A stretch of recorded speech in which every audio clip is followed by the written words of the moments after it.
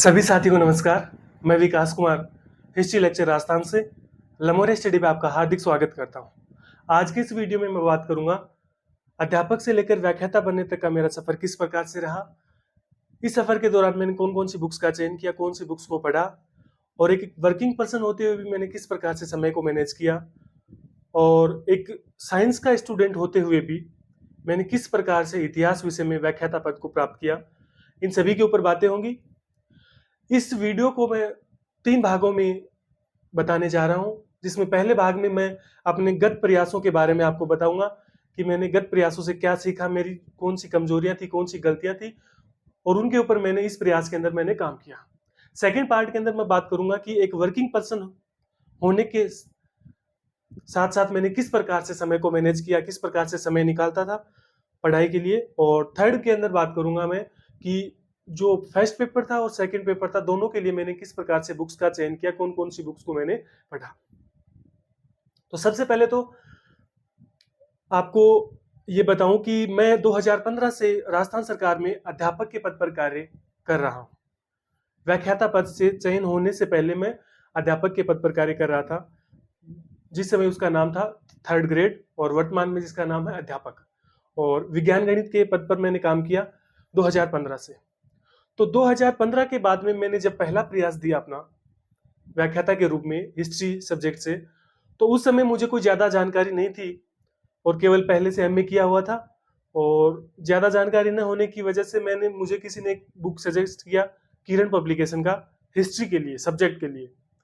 तो मैंने केवल वो ही पढ़ा और फर्स्ट पेपर में मैंने कुछ भी नहीं पढ़ा, क्योंकि फर्स्ट पेपर जो अभी तैयारी करके आया था, सिलेक्ट होया था, तो उस दौरान जो मैंने तैयारी की थी वही सारा का सारा मैटर था फर्स्ट पेपर के अंदर। तो मैंने केवल और केवल सेकंड पेपर पे ध्यान दिया। फर्स्ट पेपर जैसा पहले तैयार था उसी के अनुसार मैंने एग्जाम दिया। तो जब रिजल्ट आया तो उस रिजल्ट में मैंने देखा कि लगभग शायद 23 या 24 नंबर से मैं उसके अंदर रहा था पहले प्रयास के दौरान।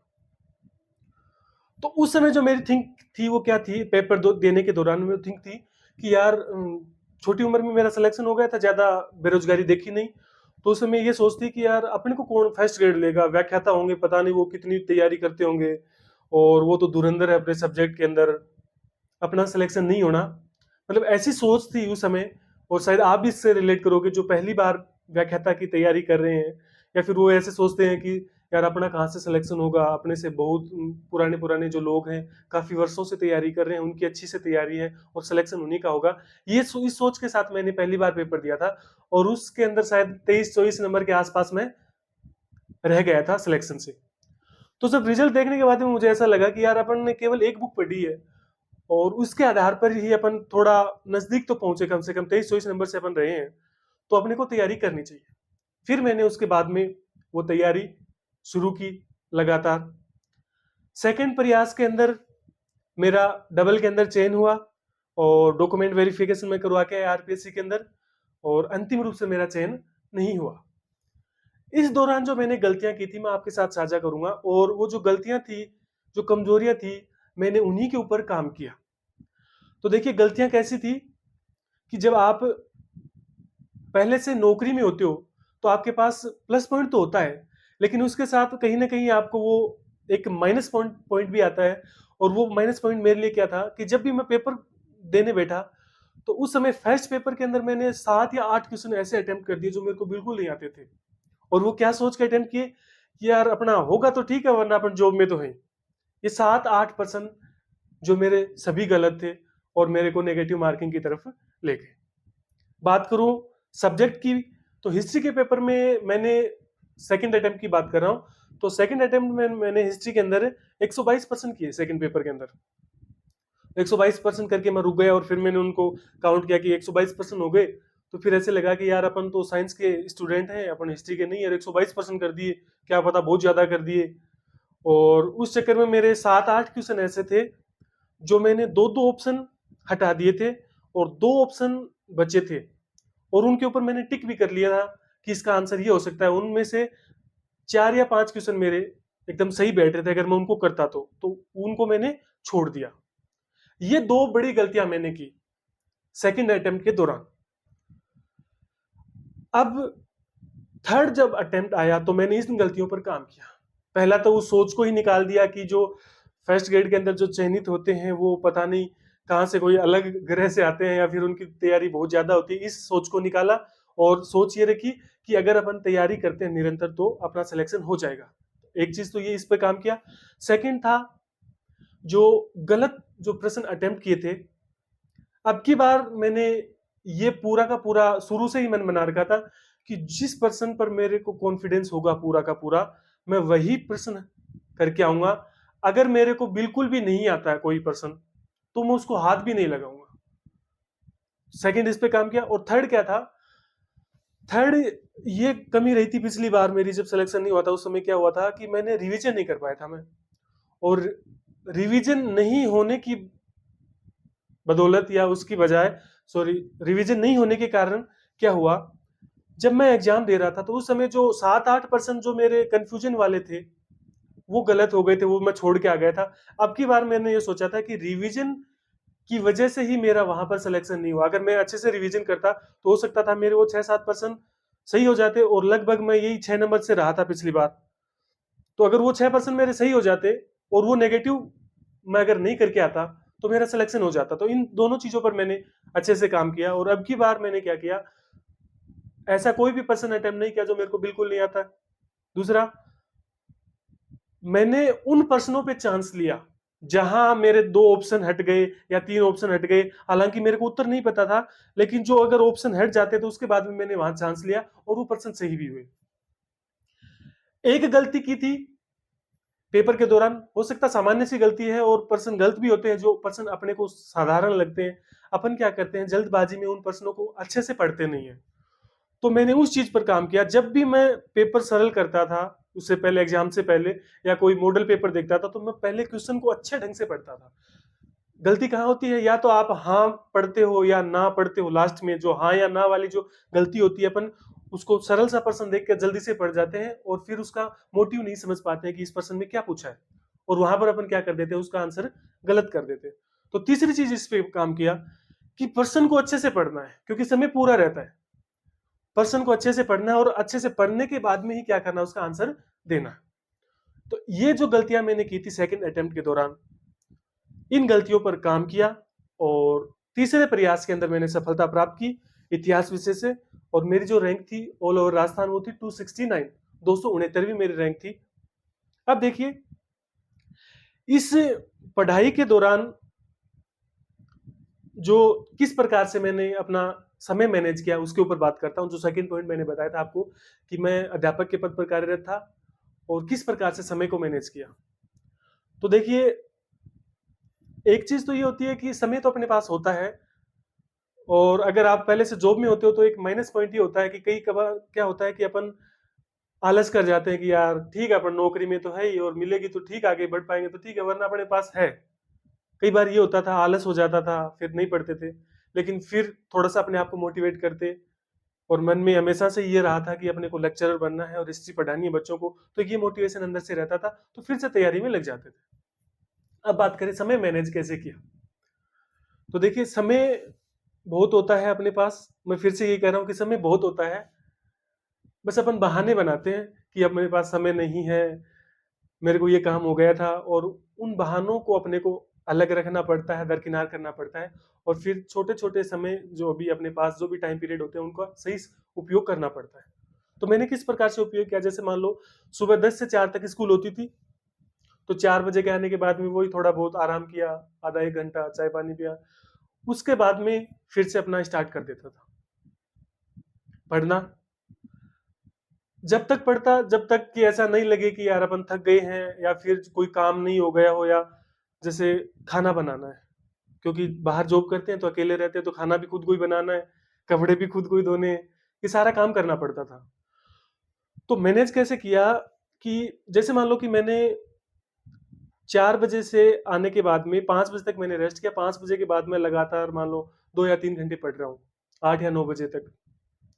अब खाना बनाना है तो उस खाने बनाने के दौरान को भी मैंने जो समय था उसको भी यूटिलाइज किया। कैसे यूटिलाइज किया कि जैसे मैंने जैसे दिन में मैंने कोई टॉपिक पढ़ा या 2 दिन पहले मैंने कोई टॉपिक पढ़ा, उस टॉपिक को मैंने क्या कर लिया, ऑडियो के रूप में रिकॉर्ड कर लिया फोन के अंदर रिकॉर्ड कर लिया, छोटे छोटे ट्रिक्स के माध्यम से रिकॉर्ड कर लिया। अब जैसे ही मैं कोई काम करता, जैसे खाना बनाना है, तो उस खाने बनाने के दौरान मैं उस रिकॉर्डिंग को क्या कर देता, ऑन करके छोड़ देता, और वो रिकॉर्डिंग चलती रहती और मैं उस साथ में उस टॉपिक का रिवीजन करता रहता। ऐसे बहुत सारे टॉपिक का मैंने रिकॉर्डिंग की है, और उनको मैंने अपने काम के दौरान, अगर मैं कपड़े धो रहा होता हूँ उस समय मैंने उस रिकॉर्डिंग को चला दिया, या खाना बनाना है, या फिर कभी एक्सरसाइज कर रहे होते हैं उस समय उसको रिकॉर्डिंग को शुरू कर दिया। शुरू शुरू में ये लगता था कि यार क्या कर रहे हैं अपन ये, कि इससे क्या होगा, इससे मतलब क्या रिवाइज होगा या फिर क्या इफेक्ट पड़ेगा। लेकिन देखिए, आप विश्वास मानिए कि शुरू शुरू में तो अपने को ये लगता है कि इससे कोई फर्क नहीं पड़ने वाला, लेकिन जैसे जैसे आप बार बार उन रिकॉर्डिंग्स को सुनते हैं, तो वो जो पर्सन होते हैं, जो चीजें होती हैं, वो धीरे धीरे अपने माइंड के अंदर क्या होने लगती है, स्थायी होने लगती है। और जब पेपर के अंदर जब आप बैठते हो और वो क्वेश्चन आते हैं, और वो जो अपने दिमाग में जो घुसा होता है पहले से जो रिकॉर्डिंग के माध्यम से, वो अपने आप ही आपको पेपर के दौरान याद आ जाता है। तो एक तो ये तरीका था कि रिकॉर्डिंग करना है, जिस जैसे भी समय मिला, कोई बोर हो रहे हैं उस समय रिकॉर्डिंग कर ली, कि भाई अपने 3 घंटा 4 घंटे पढ़ाई की, अब अपन बोर हो रहे हैं, नहीं पढ़ा जा रहा, उस समय मैंने क्या कर लिया, उस टॉपिक को उठाया, उसकी रिकॉर्डिंग कर ली, और फिर उसको शॉर्ट ट्रिक्स बना ली और उसको सुना। अब वो कोई भी काम कर रहा होता था, या ट्रेवलिंग करनी होती थी, जैसे कोई छुट्टी हुई, छुट्टी के दौरान जब घर पे जाते थे, तो ट्रेवलिंग के दौरान क्या करते थे, उन रिकॉर्डिंग को सुन लेते थे। या जब नींद आ रही होती थी, कि किताब सामने रखने के बाद कई बार कैसा होता है कि किताब सामने होती है तो अपने को नींद आने लग जाती है, तो उस समय वो क्या करता है, या तो कोई वीडियो चला देता सब्जेक्ट से संबंधित, या उस रिकॉर्डिंग को सुन लेता। मान लो कि उस अगर रिकॉर्डिंग के अंदर मान लो कि 50% है, तो 50 के 50 तो याद नहीं होंगे, लेकिन कम से कम 10% तो ऐसे हैं जो अपने दिमाग में बैठेंगे। और ये चीजें जब आप बार बार करते हैं ना, तो वो चीजें स्थायी हो जाती हैं, और वो एकदम से कंठस्थ हो जाती हैं। तो ये तरीका था। और ये ऐसा कुछ था नहीं कि सुबह जल्दी पढ़ना है, उठना है, या शाम को लेट तक जिस प्रकार से समय को देखो, कई बार क्या होता था कि जैसे कई बार समय को घंटे निकालने थे कि अपन ने कितने घंटे पढ़ाई की, तो जैसे मान लो कभी 4-5 घंटे आए या 3 घंटे आए, तो दिमाग खराब हो जाता था कि यार अपना सिलेक्शन कैसे होगा, 3 घंटे भी अपन ने पढ़ाई नहीं की। तो फिर मैंने इन चीजों को नेग्लेक्ट करना शुरू कर दिया। मैंने कभी भी ये नहीं देखा कि मैंने कितने घंटे पढ़ाई की है। मैं इस प्रकार से सोचता कि जितने ज्यादा से ज्यादा मेरे को जो समय मिलेगा, मैं उसके अंदर पढ़ूंगा, किसी भी रूप में हो चाहे वो। तो कभी घंटे नहीं निकाले उसके बाद में, जैसे समय मिलता मैं उसको यूटिलाइज करता, उसको पढ़ लेता, और रिकॉर्डिंग थी उनको सुनता। ये था पढ़ने का तरीका। अब सुबह भी जल्दी उठते तो जल्दी उठ जाता, कभी कभी रात को लेट तक पढ़ाई हो जाती, रात को नींद आती तो रेस्ट होता, और फिर सुबह जल्दी उठ जाता। मतलब कोई एक निश्चित समय नहीं था, क्योंकि जैसे देखिए, आप पारिवारिक मेंबर होते हैं आप, और जब आप जॉब कर रहे होते हो तो आपके पास ऐसी कोई छोटी मोटी समस्याएं भी होती हैं, घर वालों की भी कोई बातें होती हैं, तो उनको भी फेस करना पड़ता है, जॉब को भी फेस करना पड़ता है। इन सभी को मैनेज करते हुए आपको चलना होता है। तो कोई ये बाध्यता नहीं है कि आप अगर सुबह पढ़ोगे जल्दी उठ के तो ही आपको याद होगा। सबके पढ़ने के तरीके अलग अलग होते हैं। तो मैं तो इस प्रकार से मैनेज करता था समय को, कि शाम को आते ही अपना तैयारी शुरू कर दी, समय खराब नहीं किया। कहने का मतलब ये कि खराब नहीं किया। तीसरी बात करें कि क्या क्या पढ़ा, पहले फर्स्ट पेपर में क्या पढ़ा, और फिर उसके बाद में पढ़ेंगे, देखेंगे कि सेकंड पेपर के अंदर क्या पढ़ा। तो देखिए, फर्स्ट पेपर में क्या पढ़ा। फर्स्ट पेपर में मैंने, अगर हिस्ट्री की बात करूं, तो हिस्ट्री मेरा ऑप्शनल था, तो मैं जो हिस्ट्री की जो बुक्स पढ़ रहा था मैंने उन्हीं को पढ़ा, उसके अलावा हिस्ट्री के अंदर कुछ भी नहीं पढ़ा। बात करें राजस्थान जीके की, जो राजस्थान हिस्ट्री है, पॉलिटिकल है, जियोग्राफी है, तो 2013 से तैयारी कर रहे थे, उसके बाद में 15 में चयन हुआ। तो वो जो खुद के नोट्स तैयार किए हुए थे पहले के, वही ज्यादातर काम में आए, और उनके अलावा जो भी बुक उपलब्ध होती, जैसे मेरे पास कॉलेज लेक्चर के लिए मैं लेके आया था, वो पेनोरमा की गाइड थी, वो पेनोरमा की गाइड पढ़ी, और कुछ खुद के नोट्स तैयार किए हुए थे शुरू से, उन्हीं को ऊपर फोकस किया राजस्थान के लिए।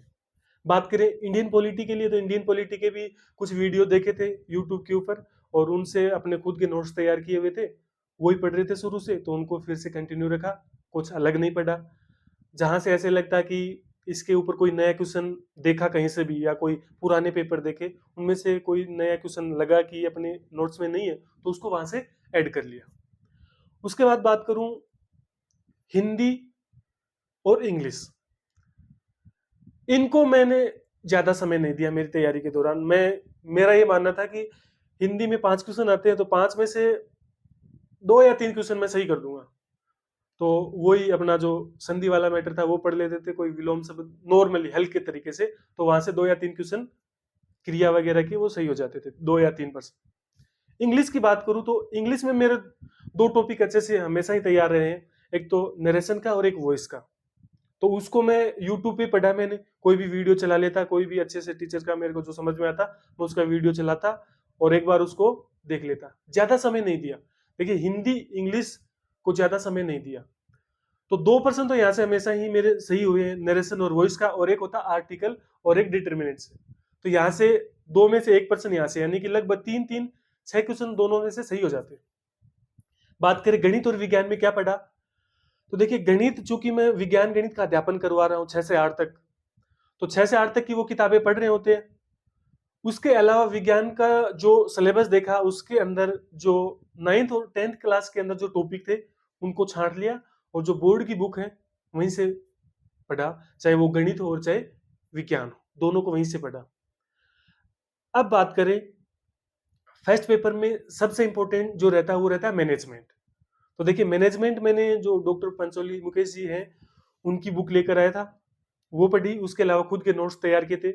चूंकि विद्यालय शिक्षा के अंदर मैं पहले से कार्यरत था, तो जो भी विभागीय योजनाएं होती हैं इनसे मैं पहले से ही अवगत था, तो मेरे को ज्यादा समस्या नहीं हुई। लेकिन फिर भी मैंने सबसे ज्यादा पहले पेपर के अंदर मैनेजमेंट के अंदर फोकस किया, क्योंकि ये पता था कि सिलेबस छोटा सा है, और इस सिलेबस छोटे में से पर्सन आ रहे हैं लगभग 15। हालांकि एग्जाम में कोई 10-12 क्वेश्चन आए, लेकिन जब पहले तय था कि 15 क्वेश्चन आते हैं, तो पर्सन की संख्या ज्यादा है और मैटर थोड़ा, तो मैंने इसको अच्छे से तैयार किया, और इस प्रकार से तैयार किया कि मेरा मैनेजमेंट के अंदर कोई भी पर्सन गलत ना हो। तो मैनेजमेंट को इस प्रकार से तैयार कर लिया कि खुद के नोट्स तैयार कर लिए और वो बुक पढ़ लिया। अब देखिए हिंदी हो गया, इंग्लिश हो गया, मैथमेटिक्स और साइंस की मैंने बात कर दी। हाँ, साइंस के लिए मैंने एक वो पढ़ी थी, जो दृष्टि आईएएस की बुक आती है, वन लाइनर अप्रोच के साथ आती है, 6 से लेकर 12 तक की, एनसीईआरटी की, वो बुक मैंने पढ़ी। अब बात करें पॉलिटिकल के नोट्स खुद तैयार किए थे, वो थे, और हिंदी हो गया, इंग्लिश हो गया, मैनेजमेंट हो गया, और राजस्थान का हो ही गया जो पुराने नोट्स थे वो, और हिस्ट्री मैंने ऑप्शनल था तो वहीं से मैंने पढ़ा। तो इस प्रकार से मैंने पहले पेपर की तैयारी की। हालांकि ज्यादा समय मैंने पहले पेपर को नहीं दिया। अब बात करें करंट। अब देखिए करंट को किस प्रकार से पढ़ा, क्योंकि करंट क्या होता है कि करंट के जो मुद्दे होते हैं वो थोड़े लेंथी होते हैं और कहीं से भी प्रश्न पूछे जा सकते हैं। तो देखिए मैंने करंट के लिए जो बुक पढ़ी वो एक तो थी मूमल की बुक, और एक था आपका नाथ पब्लिकेशन की आती है वार्षिकांक, उसको अच्छे से पढ़ा। उसके अलावा साथ साथ पेपर पढ़ते रहते थे। अब देखिए चूंकि स्कूल के दौरान जैसे मान लो 10-15 मिनट स्कूल के अंदर पहले जाते हैं, तो उस समय क्या होता है कि डेली बच्चों को न्यूज़पेपर रीडिंग करवाते हैं। तो एक प्लस पॉइंट ये था कि न्यूज़पेपर रीडिंग जब मैं मान लो कि 10-15 मिनट पहले गया, तो मैंने उस पेपर में देख लिया कि जो काम की जो चीजें हैं, मेन मेन जो हेडिंग लाइंस हैं, जो खेल से संबंधित हैं या कोई विज्ञान से संबंधित है, या कोई जैसे राष्ट्रपति प्रधानमंत्री से संबंधित कोई भी अगर आर्टिकल आता, कोई भी न्यूज आती, तो मैं उसको अंडरलाइन करता और प्रेयर के अंदर बच्चों को बताते। अब प्रेयर के अंदर बच्चों को बताते उससे पहले क्या करता, जैसे मान लो राष्ट्रपति के ऊपर कोई बात आई है, तो उस राष्ट्रपति को मैं फिर उससे गूगल कर लेता, और गूगल करने के बाद में क्या होता है कि 5-7 चीजें और उस जो न्यूज थी उसके अंदर ऐड कर देता और फिर उन बच्चों को बता देता। तो इससे क्या होता है कि बच्चे भी उस जानकारी से अवगत होते, और खुद की भी क्या होता है कि करंट की तैयारी हो जाती। और जब उन्हीं टॉपिक्स को जब आप मूमल के अंदर पढ़ते हो और जो नाथ पब्लिकेशन के अंदर पढ़ते हो, तो वो चीजें स्थायी हो जाती है। तो इस प्रकार से मैंने करंट को पढ़ा। बात करें उसके अलावा, देखिए राजस्थान अध्ययन की जो भी बुक थी 6 से लेकर 10 तक की, वो मैंने पढ़ी सारी की सारी। राजस्थान अध्ययन की जितनी भी बुक आती है 6 से लेकर 10 तक की, वो सारी पढ़ी। क्यों? क्योंकि देखिए ऐसा नहीं है कि उन किताबों को पढ़ के आपका सिलेक्शन हो जाता है, लेकिन उनके अंदर क्या है कि मैटर थोड़ा है, और थोड़ा मैटर जो होता है ना, वो हमेशा ही आपको याद करने में आसानी रहती है। तो वो पॉइंट आपके हाईलाइट रहते हैं दिमाग के अंदर, और वो आपके याद रह जाते हैं। तो 6 से 10 तक की मैंने राजस्थान अध्ययन की बुक्स पढ़ी। अब ये तो था पहले पेपर का। सेकंड पेपर की बात करें, तो सेकंड पेपर में मेन जो बुक थी, देखिए, वो थी आर्य पब्लिकेशन की। अब हो सकता है कि आप मेरी बात से सहमत हो नहीं हो, जो इतिहास के जो जानकार हैं या जो विद्वान साथी हैं इतिहास के, वो कहेंगे कि आपने तो केवल एक बुक पढ़ी, या अब बहुत सारी बुक पढ़ने के बाद में ही चयन होता है। ऐसा कुछ नहीं है। अगर आप एक ही चीज को बार बार पढ़ते हो, मेरा ये मानना है कि ज्यादा पढ़ने की बजाय अगर आप एक ही चीज को बार बार पढ़ रहे हो तो वो आपके लिए इंपॉर्टेंट होता है। तो मैंने देखिए इतिहास के लिए मैंने तो रखा आर्य कंपटीशन की बुक को। उसके अलावा प्राचीन के अंदर मैंने पढ़ा सौरभ चौबे, केवल प्राचीन के अंदर पढ़ा सौरभ चौबे को, अच्छे से पढ़ा उस बुक को, उसका मैं रिव्यू भी करने वाला हूं। तो प्राचीन के अंदर सौरभ चौबे को पढ़ा। मध्यकालीन भारत हालांकि पढ़ा, सारा का सारा मैटर पढ़ा आर्य पब्लिकेशन से ही, लेकिन जहां मेरे को ये लगता है कि मेरे कोई समस्या आ रही है या कोई टॉपिक मेरे समझ में नहीं आ रहा, तो मेरे पास 2013-14 के आसपास एक बुक लेके आया था एच सी वर्मा की, मध्यकालीन भारत की। तो मैं वहां से उस टॉपिक को पढ़ता और उसको क्लियर करता, और अगर वहां से कोई छांटने वाली चीज होती उसको उठा के मैं लिख लेता आर्य कंपटीशन बुक के अंदर। आधुनिक की बात करें तो आधुनिक में मैंने केवल आर्य कंपटीशन को पढ़ा। उसके अलावा एक वो बी एल ग्रोवर की ऐसे कुछ बुक थी, एक आपके एक बुक और थी। उन बुक को केवल और केवल इसलिए पढ़ा कि जहां अगर समझ नहीं आ रहा है मुझे, तो मैंने उसको वहां से उस टॉपिक को पूरे को विस्तार से पढ़ा, और बाकी वहां से कोई चीज जो इंपॉर्टेंट लगी मेरे को, मैंने उसको निकाल कर आर्य कंपटीशन के अंदर लिख लिया। ये था मेरा जो सेकंड पेपर था इतिहास का, उसके लिए बुक्स का चयन। मेन थी मेरी आर्य कंपटीशन, और उसको मैंने बार बार पढ़ा। अब देखिए बात आती है साइकोलॉजी की। तो साइकोलॉजी में मैंने शुरू से ही मैं प्रभात की बुक पढ़ते आ रहा था। हालांकि जो धीर सिंह ढाबाई जी सर हैं उनकी बुक भी मेरे पास थी, और एक शायद वो राठौड़ राठौड़ है उनकी भी बुक थी मेरे पास, लेकिन मैं शुरू से ही जो प्रभात की बुक है वंदना मैडम की, वही बुक पढ़ता रहा था। तो मैंने उसके लिए वही प्रेफर किया और मैंने उसी को पढ़ा।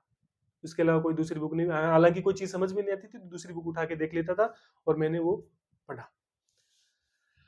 अब इन सब बातों में भी सबसे एक महत्वपूर्ण बात यह थी कि मैंने खुद के शॉर्ट नोट्स तैयार किए, और मैंने एक ऐसा प्रण लिया था कि चाहे मैं किसी दिन पढ़ूं या ना पढ़ूं, मतलब कोई बुक को पढ़ूं या ना पढ़ूं, कोई टॉपिक पढ़ूं या ना पढ़ूं, लेकिन मैं उस शॉर्ट जो नोट्स थे, मेरे रजिस्टर था, मैं उसको हमेशा रिवाइज करता था। एक बार चाहे कुछ भी हो जाए, मैं हमेशा उस शॉर्ट नोट्स के रजिस्टर को एक बार जरूर रिवाइज करता था।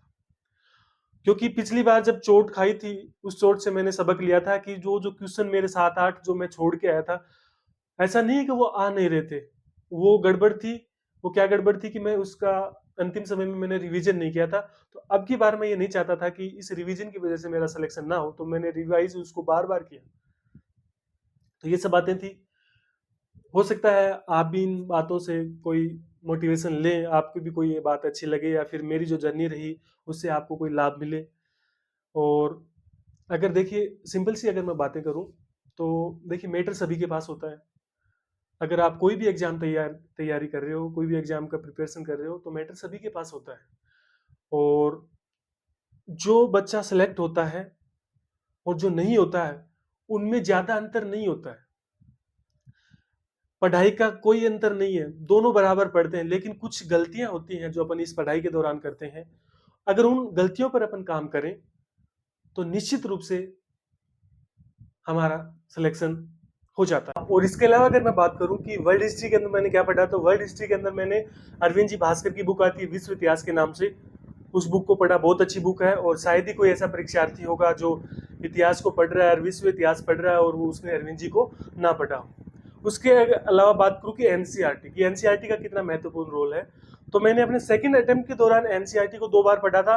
पहली बार तो सर्जरी नजर से पढ़ा, और दूसरी बार जब मैंने उसको पढ़ा तो उसमें से जो इंपॉर्टेंट चीजें थी उनको मैंने बाहर अलग निकाल कर उनको नोट कर लिया, और फिर उनको वापस दोहराता था।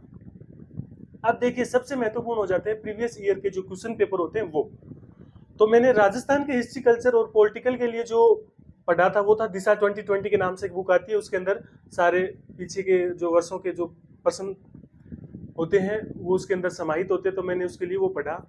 और बात करूँ हिस्ट्री के लिए, तो हिस्ट्री के लिए मेरे पास 3 पेपर थे, जिनमें से एक तो है अरिहंत का जो वस्तुनिष्ठ प्रश्न पत्र थे वो, उसके अलावा सेकंड था यूथ का, और थर्ड है एजीपी पब्लिकेशन के। तो सबसे ज़्यादा मैंने पढ़ा अरिहंत का, क्योंकि वो काफ़ी समय से मेरे पास थी, सबसे पहले मैं वही लेके आया था, तो अरिहंत को मैंने पढ़ा ज़्यादा। और सेकंड नंबर पे पढ़ा मैंने यूथ वाले को। देखिए, जो गत वर्षों के जो प्रश्न पत्र होते हैं उनको अध्ययन करना बहुत ही इंपॉर्टेंट हो जाता है, क्योंकि जब तक आपको ये नहीं पता चलेगा कि बोर्ड या जो आरपीएससी वो किस प्रकार से प्रश्न पूछ रहा है, किस प्रकार से एग्जाम के अंदर प्रश्न आते हैं, किस प्रकार से प्रश्नों को घुमाया जाता है या ऑप्शन को बदला जाता है, तो जब तक आपको ये नहीं पता चलता तब तक आपकी तैयारी अपूर्ण रहती है। तो सबसे इंपॉर्टेंट चीज़ है कि आप चाहे किसी भी परीक्षा की आप तैयारी कर रहे होते हो, तो आपके पास कम से कम एक तो ऐसा जो गत वर्षों का जो प्रश्न पत्रों का जो संग्रह है वो आपके पास होना चाहिए, जिससे आप उसको प्रश्नों की जो प्रकृति है उसको आप समझ सकें। तीसरी अगर बात करूं, मैं नेक्स्ट बात करूं कि क्या मैंने ऑनलाइन कोर्स लिया था या नहीं, तो मैंने ऑनलाइन कोर्स लिया था। लेकिन बात करें कि